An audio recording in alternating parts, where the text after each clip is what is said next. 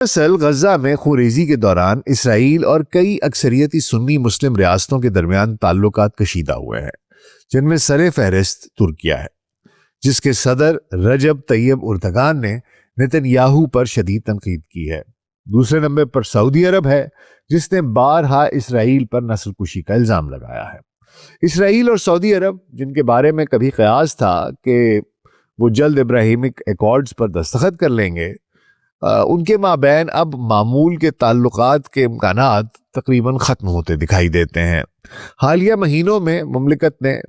یمن میں متحدہ عرب امارات اور اسرائیل کی حمایت یافتہ گروپ کو تقریباً تباہ کر دیا، اور صومالیہ کے علیحدگی پسند علاقے صومالی لینڈ کو اسرائیل کے تسلیم کرنے، مقبوضہ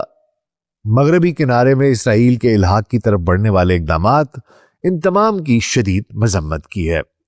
2020 سے اسرائیل نے عرب اور مسلم ریاستوں کے ساتھ رسمی تعلقات قائم کرنے کی کوشش کی ہے تاکہ امریکی حمایت یافتہ نام نہاد ابراہیم ایکارڈز کے اس کے حصے کے طور پر اپنے علاقائی حیثیت کو مضبوط بنایا جا سکے۔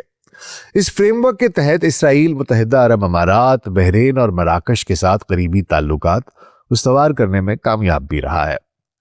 نتن یاہو کے بیان کردہ انتہا پسند شیعہ محور کی تو سمجھ میں آ گئی، جو میں نے آپ سے بات بھی کر لی، کہ وہ اس کا اشارہ ایران اور علاقے میں ایران کی پراکسیز کی طرف تھا،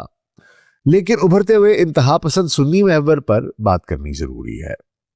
غور کیجئے تو ترکی کے صدر رجب طیب اردگان غزہ میں اسرائیلی نسل کشی کے سب سے بڑے ناقد رہے ہیں، دوسری جانب سعودی عرب ہے، اور سعودی عرب اور پاکستان نے ستمبر 2025 میں ایک اسٹریٹیجک باہمی دفاعی معاہدے پر دستخط کیے ہیں، اور یہ تینوں سنی اکثریت ممالک ہیں۔ نتن یاہو جس محور کی بات کر رہا ہے، اسے سمجھنے کے لیے کوئی راکٹ سائنس کی ضرورت نہیں ہے